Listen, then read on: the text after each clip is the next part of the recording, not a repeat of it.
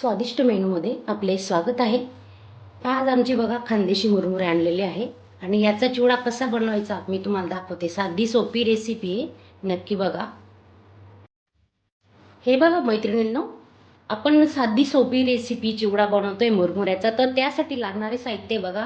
हे सुखे मसाले आहेत। हे सुखे मसाल्यांमध्ये मिरची पावडर, जिरे, थोडा गरम मसाला घेतला आहे आणि धणे पावडर, फरसाण घेतले, मिक्स फरसाण। हे बघा, हे खूप छान असतं मिक्स फरसाण, चवीला पण चांगलं लागतं आणि अगदी फ्रेश असतं। हे आमच्याकडे मिळतं इथे ठाण्यात। आणि शेंगदाणे घेतले 1 वाटी आणि हा लसूण आहे ना, मी बारीक करून घेतलाय, तुम्ही बघू शकता। हे बघा, बारीक तुकडे करायचे।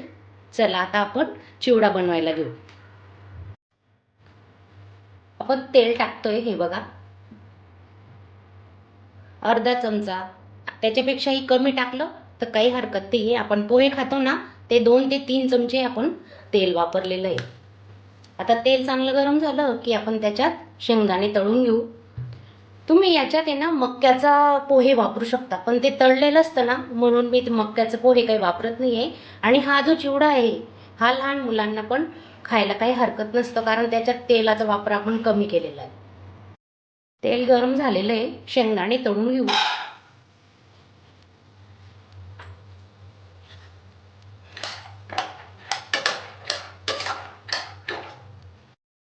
आता ही खानदेशी रेसिपी आहे, म्हणजे तुम्ही म्हणणार आता हे मुरमुरे कुठून आणले तुम्ही? आता हे मुरमुरे आहेत ना, नाशिकहून आलेले असतात आणि असे मुरमुरे आमच्याकडे इथं दुकानांवर, छोट्या मोठ्या दुकानांवर म्हणा किंवा रिलायन्स मार्केटलाही मिळतात।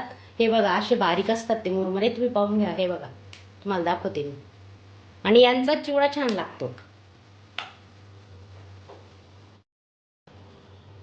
शेंगदाणे तळून झालेले आहेत आपले। आता आपण कढीपत्ता टाकून घेऊ।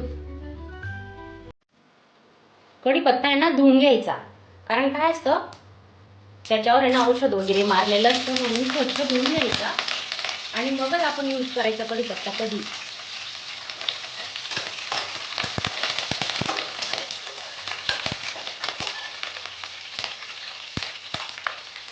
आता 1 चमचा जिरे घेतोय आपण।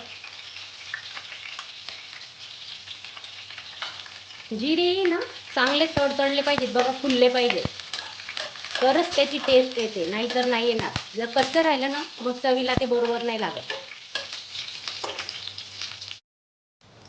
बरं, लसूण हा बारीक केलेला, तुकडे केलेले आहेत लसणाचे, ते टाकून घेऊ।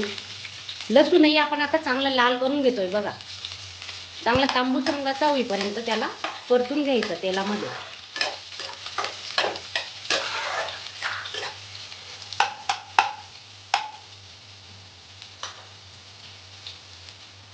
हे बघा मैत्रिणींनो, आपण चॅनल चालू केलेलं आहे, तर चालू असतं थोडे कमी जास्त व्ह्यूज येतात, तर काम करत राहायचं। काय आहे, 1 दिवसाआड 2 दिवसाआड आपल्याला जसं जमलं ना तसं व्हिडिओ अपलोड करत राहायचा। आता बघा, तुम्ही माझं चॅनल बघतायत, माझा एकही व्हिडिओ आजपर्यंत व्हायरल झालेला नाही, तर ठीक आहे, काम करत राहायचं, कष्टाला फळ कधी येणारच। चवीनुसार मीठ घेतोय आपण। लसूण बघा खूप मस्त झालेत लाल। चवीनुसार मीठ आणि 1 चमचा मिरची पावडर घेतोय। मिरची पावडर मी थोडं कमीच वापरते, जास्त तिखट नाही खात आमच्याकडे। हळद घेते अर्धा चमचा, धणे पावडर घेते अर्धा चमचा। आता हे चांगले मिक्स करून घेऊ आपण। जबरदस्त फोडणी झालेली आहे, तुम्ही पाहू शकता। आपण आता मुरमुरे टाकून घेऊ त्याच्यात।